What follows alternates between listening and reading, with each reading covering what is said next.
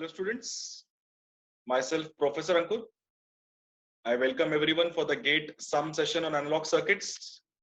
Today we are going to solve important sums from miscellaneous topics. So this is our second sum session on miscellaneous problem. Let's start with now sum session 2.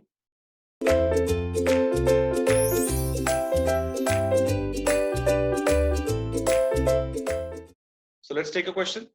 This is from the GATE 2017 EC paper. And the question is, in the figure shown, the NPN transistor acts as a switch. For the input Vin, as shown in the figure, the transistor switches from the cutoff and saturation region of operation when T is large.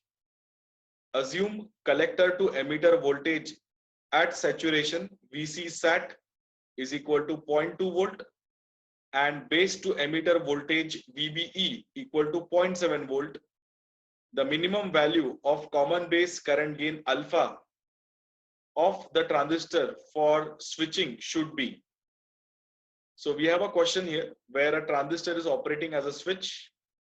The base resistance is 12 kilo ohm and the collector resistance is 4.8 kilo ohm. The supply voltage battery is 5 volt, that is 5 volt VCC.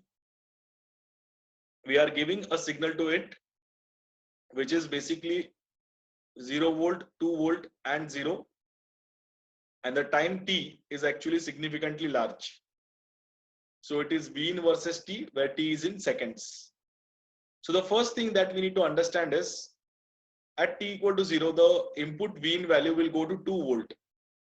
So we need to calculate what will be the value of base current. So when we talk about the base current will be V in minus VBE by RB, where RB is 12 kilo ohm, VBE will be 0.7 and V in will be 2 volt. So 2 minus 0.7 divided by 12K will give you 108.33 microampere. This is the value of IB. Now the next is, under this situation, the transistor has gone into the saturation region and it will try to operate as a closed switch. So because of this, the voltage across the collector and emitter will go to its SAT value, which will be VC SAT. So now we will find the value of IC SAT as VCC minus VC SAT by RC. So the value of IC SAT will be VCC minus VC SAT by RC. So the value of VCC is 5 volt, VC SAT is 0.2, and the value of RC is 4.8 kilo ohm. So automatically we can go for calculation of IC SAT, which will come as 1 milliampere. So if IC SAT is 1 milliampere, we know the value of IB as 108.33 micro. We can get the value of beta required. So the value of beta required will be IC SAT by IB. And then we can get the value of alpha as beta upon 1 plus beta. So taking that value of beta, we can find alpha, which is beta upon 1 plus beta. The value will come as 0.90. So this is the value of alpha required for the transistor. Next question. This is from the GATE 2017 ISTRU paper. So the question is, a differential amplifier shown in figure has a differential gain AD of 100, a common mode gain AC of 0.1. Input V1 is 5.01 volt and V2 is 5 volt. Then the VO value in volts up to 1 decimal place is.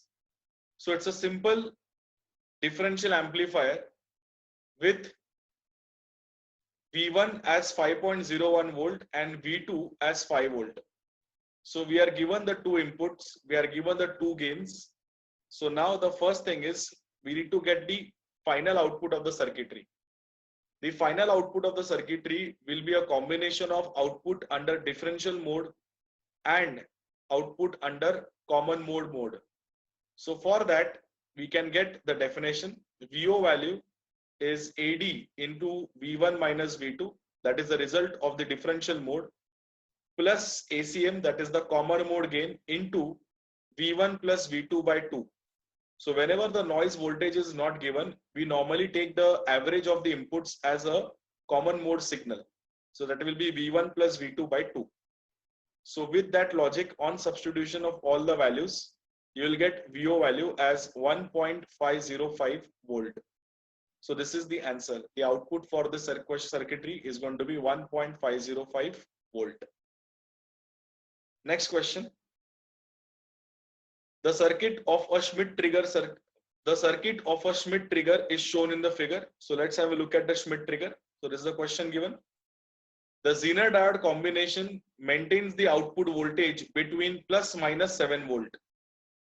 The width of the hysteresis band is. So now whenever they ask us the hysteresis band width, it is basically the potential difference between the upper threshold voltage and the lower threshold voltage.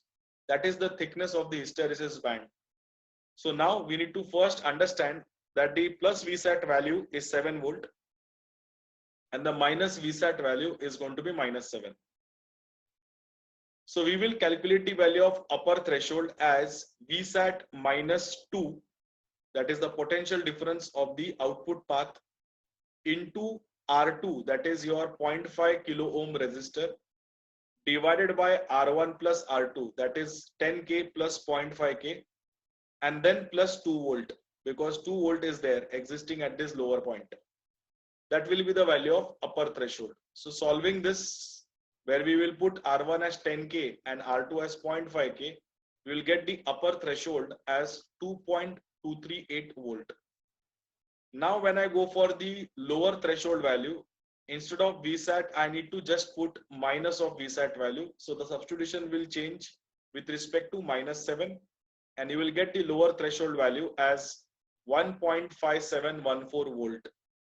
So now when I talk about the hysteresis band, it is going to be a difference of upper threshold minus lower threshold. So automatically the value will come as 0.66 volt. So this is going to be the width of the hysteresis band. So the answer for this question is, the width for the hysteresis band is 0.66 volts.